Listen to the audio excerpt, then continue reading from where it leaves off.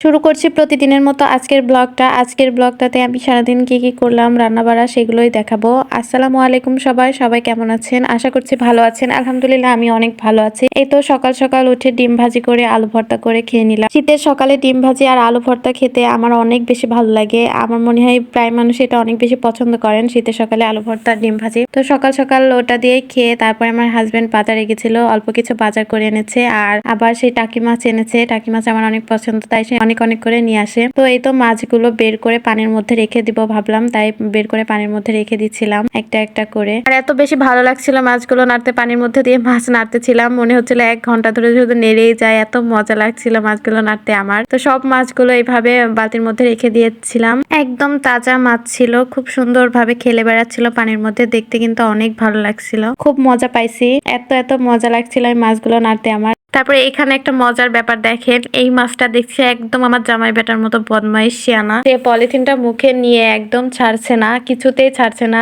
এত চেষ্টার পরেও ছাড়ে না।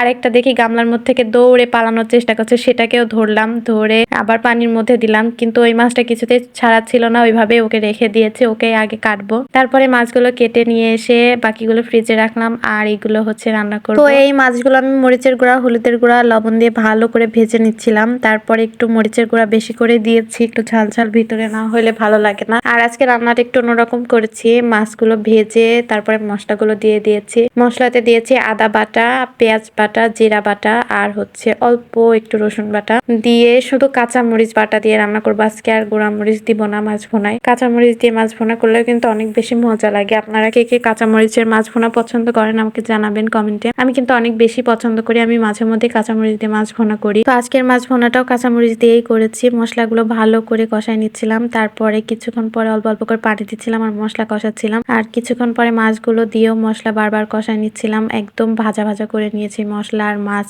একসাথে, অনেকক্ষণ ধরে ভেজে ভেজে রান্না করেছি। রান্নাটা অনেক বেশি মজা হয়েছিল আজকে। আর রান্নার সময় একটু ধৈর্য ধরে কষাইলে মাছ হোক মাংস হোক যে কোনো রান্নায় অনেক বেশি মজা হয়। এই যে দেখুন কি সুন্দর করে মশলাগুলো একদম ভাজা ভাজা করে কষাই নিছি, তারপরে পানি দিয়ে আবার কিছুক্ষণ কষাইছি, কষাই লাস্টে ঝোলের পানি দিয়ে কিছুক্ষণ ফোটায় তারপরে হচ্ছে নামাই ফেলেছি। এই তো মাছের কালারটা লাল লাল যদিও হয়েছে ভিডিওতে, কিন্তু কাঁচামরিচ দিয়ে রান্না করা তো একদম সেই প্রপার লাল লালটা হয়নি যেটা শুকনা মরিচ দিলে হয়। রান্নাটা দেখে আপনারা বুঝতে পারছেন কতটা লোভনীয় লাগছে মাছ ভুনাটা। এত বেশি মজা হয়েছে আজকের মাছ ভুনাটা, কি যে বলে। এই তো কালারটা দেখেন কত সুন্দর, কাঁচামরিচের কালার খুব বেশি লাল আসে না, তবে যথেষ্ট লাল লাল এসেছে, আর ভিডিওতে আরো বেশি লাল লাগছে। যাই হোক মাছ ভুনাটা অনেক বেশি মজা হয়েছিল, খুব ভালো লেগেছে আজকে রান্নাটা আমার কাছে। আর আজকে রান্নাটা আপনাদের কাছে কেমন লেগেছে সম্ভব হলে আমাকে একটু জানিয়ে দেবেন, আমি খুব খুশি হব। এইভাবে মাছ ভুনা করে খাবেন, ইনশাআল্লাহ অনেক বেশি ভালো লাগবে। আজকের ভিডিওটা এ পর্যন্তই। আল্লাহ হাফিজ সবাইকে, সবাই ভালো থাকবেন।